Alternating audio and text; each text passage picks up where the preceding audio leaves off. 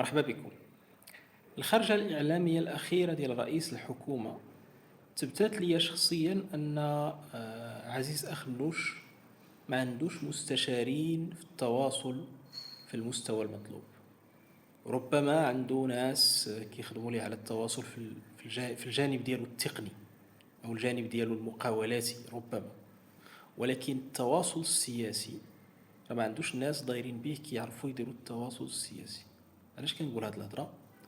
لان هاد الخرجه الاعلاميه الاخيره ما عندها حتى معنى، ما عندها حتى معنى ببساطه لان الرجل ما استحضرش وهو كيدير هاد التصريح ديالو انه راه غير قبل منه بشهرين الملك قال ودي راه عندنا مغرب يسير بسرعتين.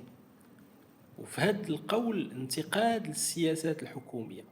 فما معنى انك تجي من وراها غير بشهرين وتقول ودي كل شيء هو هذاك والحكومه دايره كل شيء مزيان والعام زين والناس مرتاحين؟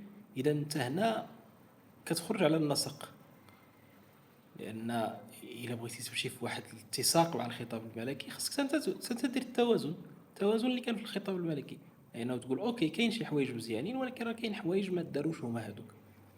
لو كان رئيس الحكومه دار بحال هكا كنا نفهموا انه استحضر الخطاب الملكي واستحضر التوجيهات الملكيه اللي كانت في خطاب العرش وعلى اساسها بنى التصريح الاعلامي ديالو. ولكن لا.